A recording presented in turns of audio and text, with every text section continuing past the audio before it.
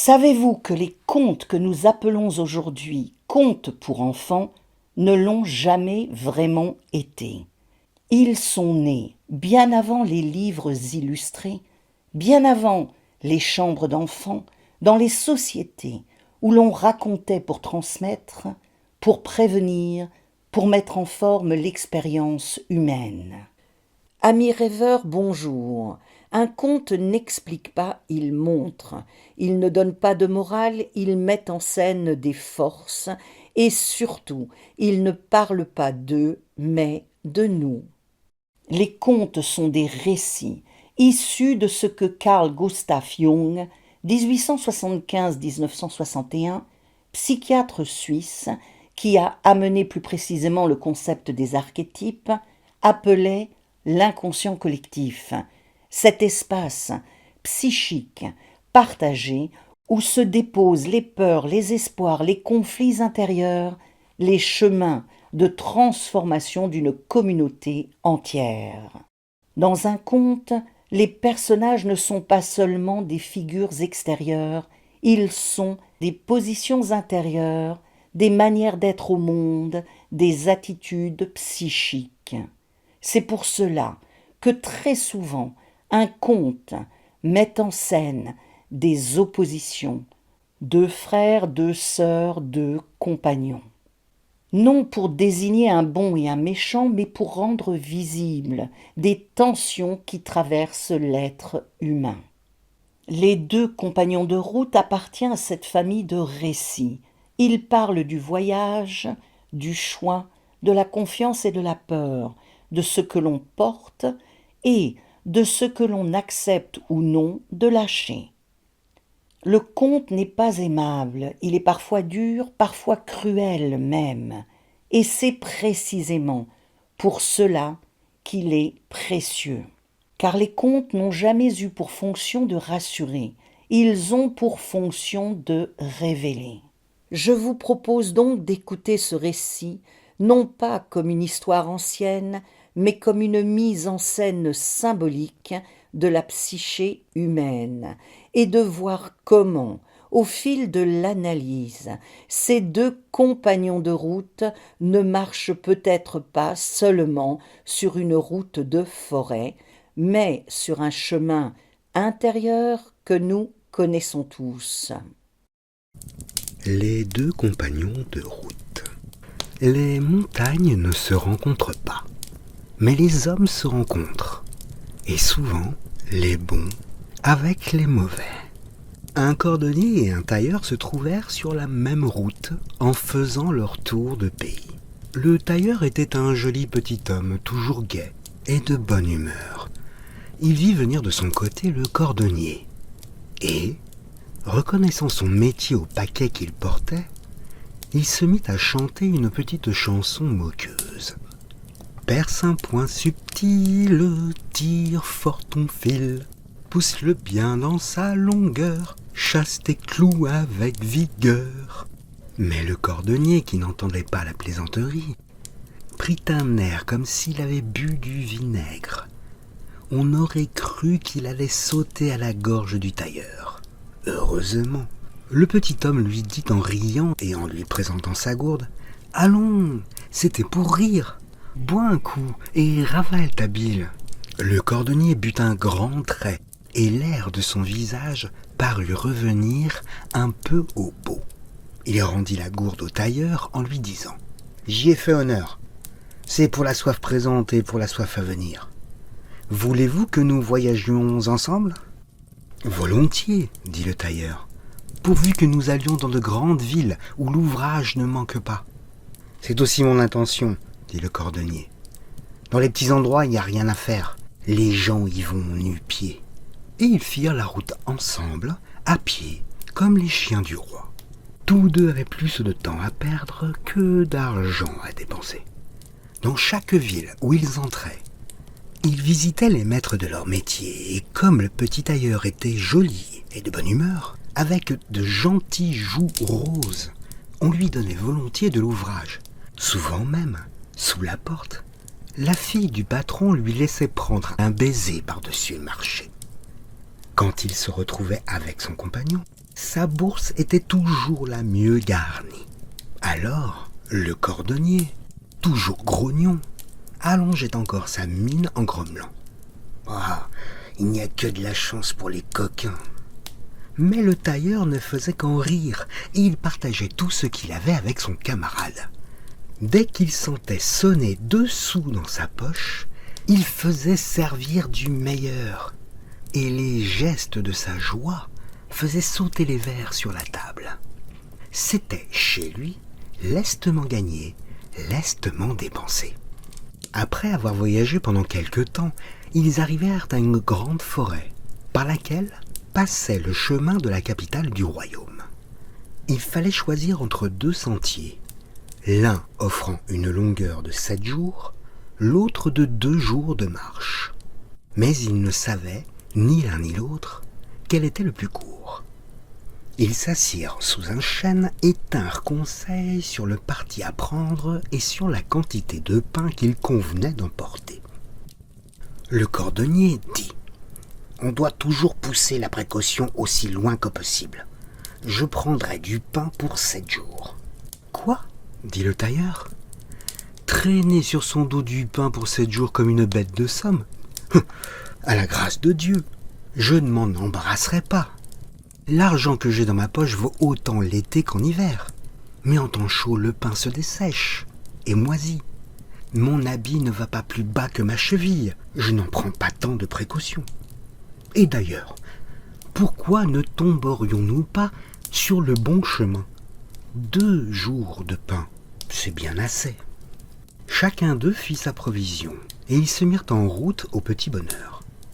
Tout était calme et tranquille dans la forêt comme dans une église.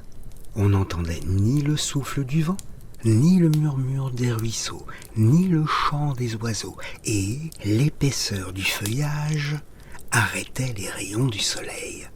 Le cordonnier ne disait mot, courbé sous sa charge de pain, qui faisait couler la sueur sur son noir et sombre visage. Le tailleur, au contraire, était de la plus belle humeur. Il courait de tous les côtés, sifflant, chantant quelques petites chansons, et disait: « Dieu, dans son paradis, doit être heureux de me voir si gai. » Les 2 premiers jours se passèrent ainsi. Mais le 3e, comme ils ne voyaient pas le bout de leur route, le tailleur qui avait consommé tout son pain sentit sa gaieté s'évanouir. Cependant, sans perdre courage, il se remit à sa bonne chance et à la grâce de Dieu. Le soir, il se coucha sous un arbre avec la faim, et il se releva le lendemain sans qu'elle ne fût apaisée. Il en fut de même le 4e jour, et pendant que le cordonnier dînait, assis sur un tronc d'arbre abattu, le pauvre tailleur n'avait d'autre ressource que de le regarder faire. Il lui demanda une bouchée de pain. Mais l'autre lui répondit en ricanant: « Toi qui étais toujours si gai, il est bon que tu connaisses un peu le malheur. Les oiseaux qui chantent trop le matin, le soir les éperviers les croquent. » Bref, il fut sans pitié. Le matin du 5e jour, le pauvre tailleur n'avait plus la force de se lever. À peine si dans son épuisement il pouvait prononcer une parole. Il avait les joues pâles et les yeux rouges. Le cordonnier lui dit: « Tu auras un morceau de pain, mais à condition que je te crève l'œil droit. » Le malheureux, obligé d'accepter cet affreux marché pour conserver sa vie, pleura des 2 yeux pour la dernière fois et s'offrit à son bourreau, qui lui perça l'œil droit de la pointe d'un couteau. Le tailleur se rappela alors que sa mère avait coutume de lui dire dans son enfance, quand elle le fouettait pour l'avoir surpris dérobant quelques friandises: « Il faut manger tant qu'on peut, mais aussi souffrir ce qu'on ne saurait empêcher. » Quand il eut mangé ce pain qui lui coûta si cher, il se remit sur ses jambes et se consola de son malheur en pensant qu'il y verrait encore assez avec un œil. Mais Le 6e jour, la faim revint, et le cœur lui défaillit tout à fait. Il tomba le soir au pied d'un arbre, et le lendemain matin, sa faiblesse l'empêcha de se lever. Sentant la mort venir, le cordonnier lui dit « Je veux avoir pitié de toi et te donner encore un morceau de pain. Mais pour cela, je te crèverai l'œil qui te reste. » Le pauvre petit homme songea alors à sa liberté, qui était cause de tout cela, et il demanda pardon à Dieu et dit « Fais ce que tu voudras, je souffrirai tant qu'il faudra, mais songe que si Dieu ne punit pas toujours sur l'heure, il viendra cependant un instant où tu seras obligé de payer du mal que tu me fais sans que je l'aie mérité. Dans mes jours heureux, j'ai partagé avec toi ce que j'avais. Pour mon métier, les yeux sont nécessaires. Quand je n'en aurai plus, je ne pourrai plus coudre. Il faudra donc que je demande l'aumône. Au moins, lorsque je serai aveugle, ne me laisse pas seul ici, car je mourrai de faim. » Le cordonnier, qui avait chassé Dieu de son cœur, prit son couteau et lui creva l'œil gauche. Puis, il lui donna un morceau de pain. Et, lui tendant le bout d'un bâton, il le mena derrière lui. Au coucher du soleil, ils arrivèrent à la lisière de la forêt et devant un gibet. Le cordonnier conduisit son compagnon aveugle jusqu'au pied des potences. L'abandonnant là, il continua sa route tout seul. Le malheureux s'endormit accablé de fatigue, de douleur et de faim, et passa toute la nuit dans un profond sommeil. À la pointe du jour, il s'éveilla sans savoir où il était. Il y avait 2 pauvres pêcheurs pendus au gibet, avec des corbeaux sur leur tête. Le premier pendu se mit à dire « Frère, dors-tu ? Je suis éveillé. » répond l'autre. « Sais-tu, Reprit le premier, que la rosée qui est tombée cette nuit du gibet sur nous rendrait la vue aux aveugles qui s'en baigneraient les yeux. S'ils le savaient, plus d'un recouvrerait la vue qu'ils croient avoir perdue pour jamais. » Le tailleur, entendant cela, prit son mouchoir, le frotta sur l'herbe jusqu'à ce qu'il fût mouillé par la rosée et en humecta les cavités vides de ses yeux. Aussitôt ce que le pendu avait prédit se réalisa, et les orbites se remplirent de 2 yeux vifs et clairvoyants. Le tailleur ne tarda pas à voir le soleil se lever derrière les montagnes. Dans la plaine devant lui se dressait la grande capitale avec ses portes magnifiques et ses 100 clochers surmontés de croix étincelantes. Il pouvait désormais compter les feuilles des arbres, suivre le vol des oiseaux et les danses des mouches. Il tira une aiguille de sa poche et essaya de l'enfiler. En voyant qu'il réussissait parfaitement, son cœur sauta de joie. Il se jeta à genoux pour remercier Dieu de sa miséricorde et faire sa prière du matin, sans oublier ces pauvres pêcheurs pendus au gibet et ballottés par le vent comme les battants de cloche. Ses chagrins étaient loin de lui. Il reprit son paquet sur son dos et se remit en route en chantant et en sifflant. Le premier être qu'il rencontra fut un poulain bai brun qui paissait en liberté dans une prairie.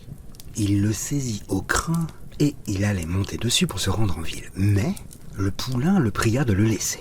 « Je suis encore trop jeune, ajouta-t-il. Tu as beau n'être qu'un petit tailleur léger comme une plume, tu me romprais les reins. Laisse-moi courir jusqu'à ce que je sois plus fort. Un temps viendra peut-être où je pourrai t'en récompenser. »« Va donc, répondit le tailleur. Aussi bien je vois que tu n'es qu'un petit sauteur. » Et il lui donna un petit coup de houssine sur le dos. Le poulain se mit à ruer de joie et à se lancer à travers champs en sautant par-dessus les haies et les fossés. Cependant, le tailleur n'avait pas mangé depuis la veille.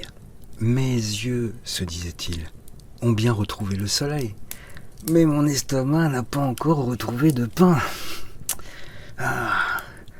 La première chose à peu près mangeable que je rencontrerai y passera. En même temps, il vit une cigogne qui s'avançait gravement dans la prairie. « Arrête !» lui cria-t-il en la saisissant par une patte. J'ignore si tu es bonne à manger, mais la faim ne me laisse pas le choix.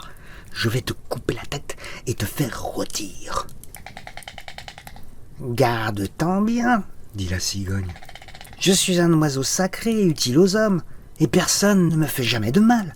Laisse-moi la vie, je te revaudrai cela peut-être une autre fois. » « Ah, eh bien donc, » dit le tailleur. « Sauve-toi, commère aux longs pieds. » La cigogne prit son envol et s'éleva tranquillement dans les airs en laissant pendre ses pattes. « Qu'est-ce que tout cela va devenir ?» se dit-il. « Ma faim augmente et mon estomac se creuse. Cette fois, le premier être qui me tombe sous la main est perdu. » À l'instant même, il vit 2 petits canards qui nageaient sur un étang. « Oh, ils viennent bien à propos, » pensa-t-il, et en saisissant un, il allait lui tordre le cou. « Pense, » lui dit-elle, « à la douleur de ta mère si on te donnait le coup de la mort. » « Ah, sois tranquille, » répondit le bon petit homme. « Je n'y toucherai pas. » Et il remit sur l'eau le canard qu'il avait pris.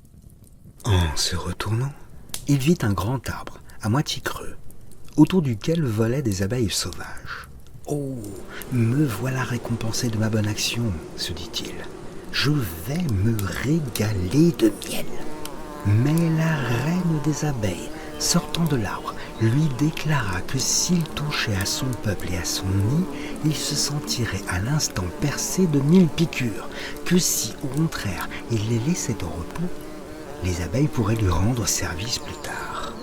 Le tailleur vit bien qu'il n'y avait encore rien à faire de ce côté-là. « Ah, 3 plats vides et rien dans le 4e, se disait-il. « Oh là là, cela fait un triste dîner. » Il se traîna, exténué de faim jusqu'à la ville. Mais, comme il y entra à midi sonnant, la cuisine était toute prête dans les auberges, et il n'eut qu'à se mettre à table. Quand il eut fini, il parcourut la ville pour chercher de l'ouvrage, et il en eut bientôt trouvé à de bonnes conditions. Comme il savait son métier à fond, il ne tarda pas à se faire connaître, et chacun voulait avoir son habit neuf de la façon du petit tailleur. Sa renommée croissait chaque jour. Enfin, le roi le nomma tailleur de la cour. Mais voyez comme on se retrouve dans le monde. Le même jour, son ancien camarade, le cordonnier, avait été nommé cordonnier de la cour. Quand il aperçut le tailleur avec 2 bons yeux, sa conscience se troubla. « Avant qu'il ne cherche à se venger de moi, se dit-il, il faut que je lui tende quelques pièges. » Mais souvent, on tend des pièges à autrui pour s'y prendre soi-même. Le soir, après son travail, il alla secrètement chez le roi et lui dit « Sire, le tailleur est un homme orgueilleux qui s'est vanté de retrouver la couronne d'or que vous avez perdue depuis si longtemps. »« J'en serais fort aise, » dit le roi. Et le lendemain, il fit comparaître le tailleur devant lui et lui ordonna de rapporter la couronne ou de quitter la ville pour toujours. « Oh !» se dit le tailleur, « il n'y a que les fripons qui promettent ce qu'ils ne peuvent tenir. Puisque ce roi a l'entêtement d'exiger de moi plus qu'un homme ne peut faire, je n'attendrai pas jusqu'à demain, je vais décamper dès aujourd'hui. » Il fit son paquet, mais en sortant des portes, il avait du chagrin de tourner le dos à cette ville où tout lui avait réussi. Il passa devant l'étang où il avait fait connaissance avec les canards. La vieille canne à laquelle il avait laissé ses petits était debout sur le rivage et lissait ses plumes avec son bec. Elle le reconnut tout de suite et lui demanda d'où venait cet air triste. « Oh, tu n'en seras pas étonné quand tu sauras ce qui m'est arrivé, » lui répondit le tailleur. Il lui raconta son affaire. « N'est-ce que cela ?» dit la canne. « La couronne est tombée justement au fond de cet étang. En un instant, nous l'aurons rapportée sur le bord. Étends ton mouchoir pour la recevoir. » Elle plongea dans l'eau avec ses 12 petits et au bout de 5 minutes, elle était de retour et nageait au milieu de la couronne qu'elle soutenait de ses ailes, tandis que les jeunes, rangés tout autour, aidaient à la porter avec leur bec. Ils arrivèrent au bord et déposèrent la couronne sur le mouchoir. Vous ne sauriez croire combien elle était belle. Elle étincelait au soleil comme 1 million d'escarboucles. Le tailleur l'enveloppa dans son mouchoir et la porta au roi, qui, dans sa joie, lui passa une chaîne d'or autour du cou. Quand le cordonnier vit que le coup était manqué, il songea à un autre expédient et alla dire au roi « Sire, le tailleur est retombé dans son orgueil. Il se vante de pouvoir reproduire en cire tout votre palais avec tout ce qu'il contient, le dedans et le dehors, les meubles et le reste. » Le roi fit venir le tailleur et lui ordonna de reproduire en cire tout son palais avec tout ce qu'il contenait, le dedans et le dehors, les meubles et le reste, l'avertissant que s'il n'en venait pas à bout et s'il oubliait seulement un clou à un mur, on l'enverrait finir ses jours dans un cachot souterrain. Voilà qui va de mal en pis. On me demande maintenant l'impossible. Il fit son paquet et quitta la ville. Quand il fut arrivé au pied de l'arbre creux, il s'assit en baissant la tête. Les abeilles volaient autour de lui. La reine lui demanda, en lui voyant la tête si basse, s'il n'avait pas le torticolis. « Non, dit-il, ce n'est pas là que le mal me tient. » Et il lui raconta ce que le roi lui avait demandé. Les abeilles se mirent à bourdonner entre elles, et la reine lui dit « Retourne chez toi et reviens demain à la même heure avec une grande serviette. Tout ira bien, tout ira bien. » Il rentra chez lui. Mais les abeilles volèrent au palais et entrèrent par les fenêtres ouvertes pour fureter partout et examiner toutes choses dans le plus grand détail. Et, se hâtant de regagner leur ruche, elles construisirent un palais en cire avec une telle promptitude qu'on aurait pu le voir s'élever à vue d'œil. Dès le soir, tout était prêt, et quand le tailleur arriva le lendemain, il trouva le superbe édifice qui l'attendait blanc comme la neige et exhalant une douce odeur de miel sans qu'il ne manquât un clou au mur ni une tuile au toit. Le tailleur l'enveloppa avec soin dans la serviette et le porta au roi qui ne pouvait en revenir d'admiration. Il fit placer le chef-d'œuvre dans une grande salle de son palais et récompensa le tailleur par le don d'une grande maison en pierre de taille. Le cordonnier ne se tint pas pour battu. Il alla une 3e fois trouver le roi et lui dit « Sire, il est revenu aux oreilles du tailleur qu'on avait toujours vainement tenté de creuser un puits dans la cour de votre palais. Il s'est vanté d'en faire jaillir un jet d'eau haut comme un homme et clair comme le cristal. » Le roi fit venir le tailleur et lui dit « Si demain il n'y a pas un jet d'eau dans la cour, comme tu t'en es vanté, dans cette même cour, mon bourreau te raccourcira la tête. » L'infortuné tailleur gagna sans plus tarder les portes de la ville, et comme cette fois il s'agissait de sa vie, les larmes lui coulaient le long des joues. Il marchait tristement quand il fut accosté par le poulain auquel il avait accordé la liberté, et qui était devenu un beau cheval bai brun. « Voilà le moment arrivé, dit-il, où je peux te montrer ma reconnaissance. Je connais ton embarras, mais je t'en tirerai. Enfourche-moi, seulement maintenant, j'en porterai 2 comme toi, sans me gêner. » Le tailleur reprit courage. Il sauta sur le cheval, qui galopa aussitôt vers la ville, et entra dans la cour du palais. Il y fit 3 tours au galop, rapide comme l'éclair, et au 3e, il s'arrêta court. Au même instant, on entendit un craquement épouvantable. Une motte de terre se détacha et sauta comme une bombe par-dessus le palais. Et il jaillit un jet d'eau haut comme un homme à cheval et pur comme le cristal. Les rayons du soleil s'y jouaient en étincelant. Le roi, en voyant cela, fut au comble de l'étonnement. Il prit le tailleur dans ses bras et l'embrassa devant tout le monde. Mais le repos du petit homme ne fut pas de longue durée. Le roi avait plusieurs filles, plus belles les unes que les autres, mais pas de fils. Le méchant cordonnier se rendit une 4e fois près du roi et lui dit « Sire, le tailleur n'a rien rabattu de son orgueil. À présent, il se vante que quand il le voudra, il vous fera venir un fils du haut des airs. » Le roi manda le tailleur et lui dit que s'il lui procurait un fils dans 8 jours, il lui donnerait sa fille aînée en mariage. La récompense est honnête, se disait le petit tailleur. Mais les cerises sont trop hautes. Si je monte à l'arbre, la branche se cassera et je tomberai par terre. Il alla chez lui et s'assit, les jambes croisées, sur son établi. « Mais c'est impossible !» s'écria-t-il enfin. « Il faut que je m'en aille. Il n'y a pas ici de repos pour moi. » Il fit son paquet et se hâta de sortir de la ville.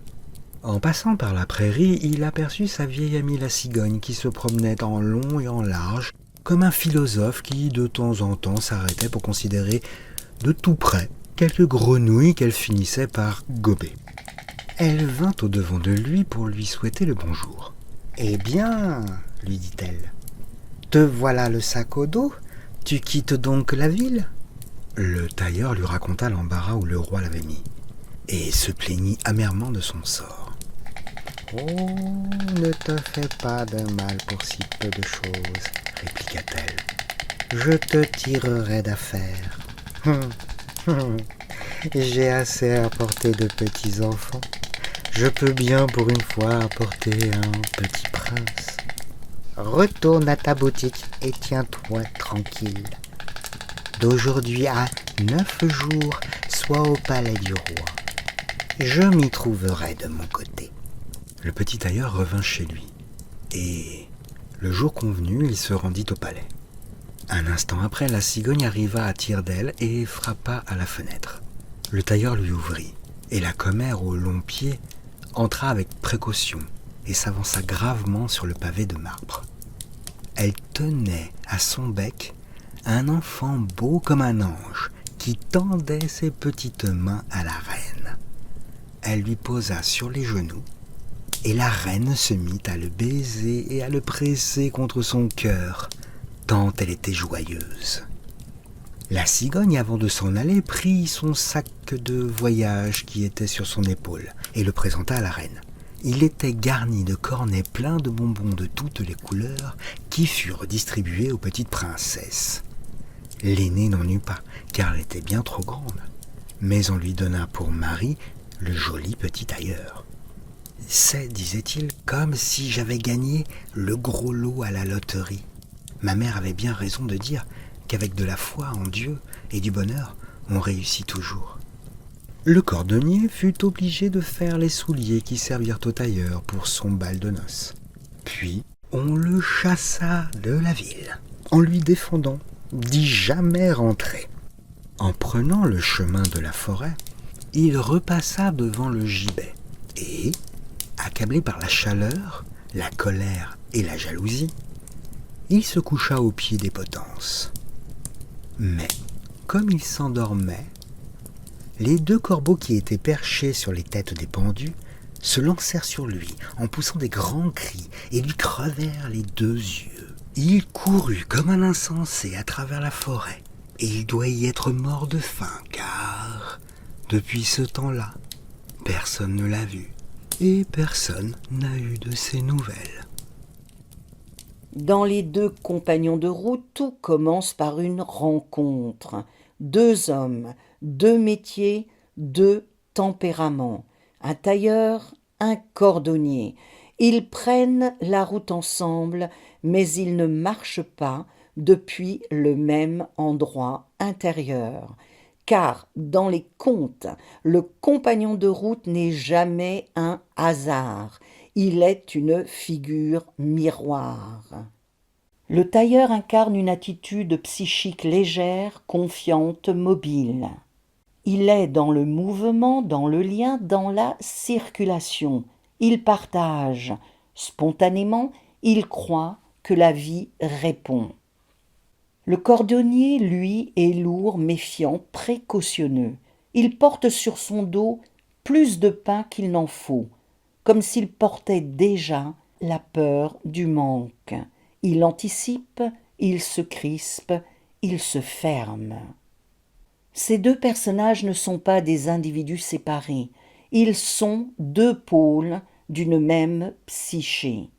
L'un représente la confiance naïve dans la vie, et l'autre la peur de perdre, de manquer, d'être vulnérable. Et tant que ces deux pôles marchent ensemble, l'équilibre est encore possible, mais vient la forêt. La forêt dans les contes n'est jamais un simple décor, c'est un espace de l'inconscient, un lieu sans repère, sans certitude, sans visibilité. Dans la forêt, les stratégies habituelles cessent de fonctionner. Le pain s'épuise, la fatigue arrive, et ce qui était supportable prend un autre sens. C'est là que l'ombre se révèle. Le cordonnier, confronté à la dépendance de l'autre, laisse émerger une part cruelle, calculatrice et déshumanisée. Il ne voit plus un compagnon, il voit une charge, une faiblesse à exploiter. L'archétype de l'ombre n'est pas le mal absolu, c'est ce qui, en nous, agit quand la peur a pris le pouvoir. Le tailleur, lui, paie le prix de sa légèreté inconsciente. Il n'a pas voulu prévoir, il n'a pas voulu regarder le risque, et cette naïveté le conduit à une perte radicale, celle de la vue. Perdre les yeux dans un conte, ce n'est jamais perdre seulement la vision physique, c'est perdre une manière de voir le monde, une illusion, une confiance aveugle. L'aveuglement marque une mort symbolique. Le tailleur ne peut plus avancer comme avant. Il ne peut plus se débrouiller seul. Il est réduit à l'impuissance. C'est une traversée majeure dans le processus d'individuation. Le moment où l'ancien moi ne suffit plus, mais où le nouveau n'est pas encore né. Le gibet, ensuite, nous fait entrer dans un espace encore plus archaïque. Les pendus sont des figures de suspension, entre la vie et la mort, entre deux états de conscience. La rosée qui tombe des pendus est un symbole puissant. Ce qui guérit ne vient pas de la morale, mais de la traversée. Le tailleur retrouve la vue, mais ce ne sont pas les mêmes yeux. Il ne revient pas à l'état antérieur, il accède à une vision élargie, plus fine et plus juste. À partir de là, les animaux apparaissent, le cheval, la cigogne, les canards, les abeilles. Dans les contes, les animaux sont les forces instinctives de la psyché. Ils n'obéissent pas à la logique morale, mais aux lois du vivant. Ils aident celui qui respecte la vie, qui ne prend pas par avidité et qui sait renoncer. Ce sont les alliés de l'âme, et enfin vient le roi. Le roi représente le centre, le principe organisateur de la psyché, ce que Jung nommait le soi. La couronne perdue indique une perte d'unité intérieure, un désordre psychique ou collectif. Le tailleur transformé peut désormais restaurer cette unité. Il ne force pas, il coopère avec les forces invisibles, il devient médiateur. Le cordonnier, lui, refuse toute transformation. Il reste prisonnier de sa peur, de sa jalousie, de son ressentiment. Son destin n'est pas une punition, c'est une conséquence psychique. L'ombre refusée finit par dévorer celui qui la porte. Ce conte ne dit pas « sois bon » ou « sois méchant ». Il dit « ce que tu refuses de regarder en toi marchera à ta place et décidera pour toi ». Les contes ne se terminent jamais vraiment, ils s'arrêtent à un endroit précis, là où quelque chose en nous doit continuer le chemin. Les deux compagnons de route ne nous demandent pas de choisir entre le tailleur et le cordonnier. Ils nous invitent à reconnaître le lieu où chacun de ces compagnons vit encore en nous. La part confiante, légère, ouverte au monde, et la part inquiète, méfiante, prête à se durcir quand la peur du manque apparaît. Ce conte nous rappelle une chose essentielle, ce n'est pas l'ombre qui détruit, c'est le refus de la voir. La traversée, la perte, l'aveuglement même ne sont pas des échecs, ils sont souvent des passages. Il faut parfois prendre une manière de voir pour en faire naître une autre, plus vaste, plus incarnée, plus consciente. Et lorsque cette transformation a lieu, la vie répond autrement. Les animaux apparaissent, les aides surgissent, les obstacles deviennent des seuils. Le conte ne promet pas une route facile, il promet une route vraie. Alors peut-être que la seule question à emporter n'est pas « qui suis-je dans cette histoire ?», mais plutôt « quel compagnon de route est en train de guider mes pas aujourd'hui ?» Et si ce conte a encore quelque chose à vous offrir, il continuera à murmurer en vous, bien après que les mots se soient tus. Rêvons et voyageons ensemble.